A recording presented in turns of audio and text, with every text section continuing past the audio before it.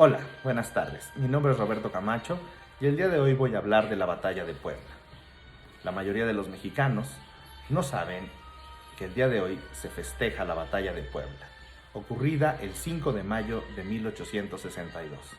La mayoría de ellos se ríe incluso de los norteamericanos que piensan que el 5 de mayo se celebra la independencia de México. Incluso la mayoría de ellos, que sí saben que se celebra la batalla de Puebla, piensa que al fin con el derrotismo mexicano se ganó la batalla, pero se perdió la guerra. Y cuán equivocados están, porque los mexicanos ganamos la guerra.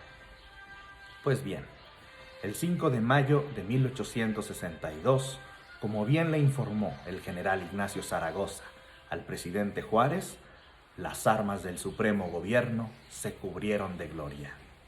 Transcurría el año 1861 cuando el presidente Juárez, instalado en el gobierno de la República, había llegado después de la Guerra de Reforma y había suspendido el pago de la deuda externa.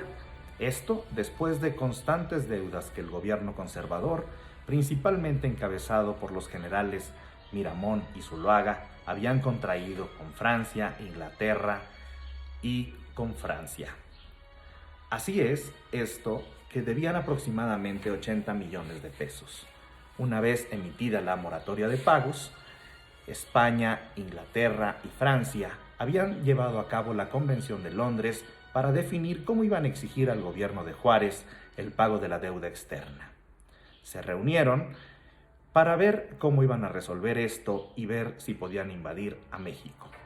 Como decía mi querido amigo Arturo Carrasco Bretón, España, respecto a la invasión, tenía una postura en la que quería, pero no podía. Francia quería y podía. Inglaterra podía, pero no quería. Así llegaron las tropas de estos tres países al puerto de Veracruz y atendidos por el general Manuel Doblado, secretario a cargo de la negociación, firmó los tratados de la soledad en donde se acuñó la famosa frase de debo, no niego, pago, no tengo. España e Inglaterra se retiraron a sus países y negociaron algunos pagos a futuro para el pago de la deuda externa. Francia, en realidad con otra agenda, con otras intenciones, en realidad avanzó con sus tropas. Envió al general Charles Ferdinand Latreille, el conde de Lorenzés, para avanzar e invadir México, apoyado por los conservadores. En realidad, con negociaciones llevadas a cabo por Juan Nepomuceno Almonte, habían decidido ya imponer un gobierno a cargo de un príncipe católico.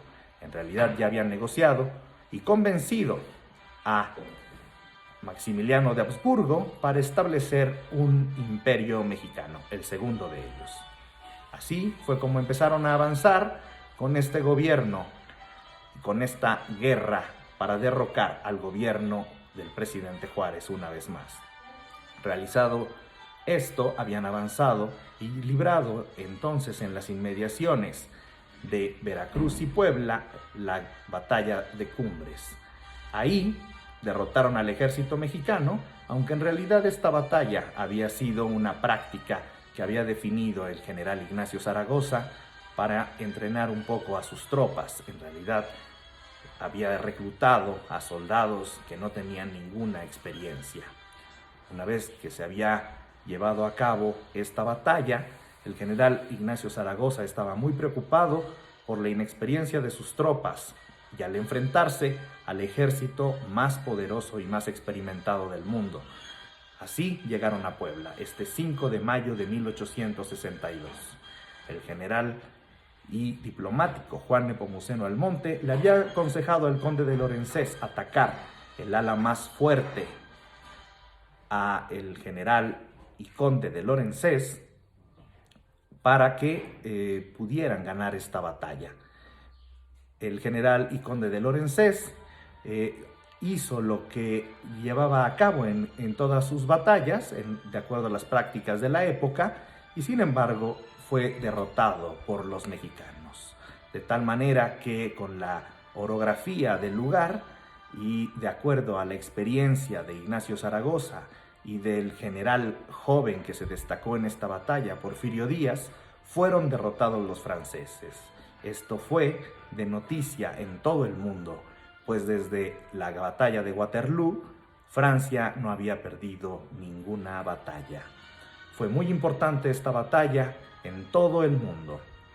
Si bien es cierto, esto no fue tan importante como para que fuera imposible que Francia no invadiera México, pues aún así se invadió la capital de la República y se logró instalar el gobierno, el imperio de Maximiliano. Sin embargo, los mexicanos ganamos la guerra. 5 años después expulsamos a Maximiliano de Habsburgo, fue fusilado, se restauró la República, se ganó la guerra, se contó con el apoyo de Estados Unidos y el 5 de mayo además es para Estados Unidos el Día de la Herencia Latina y de la migración mexicana a Estados Unidos.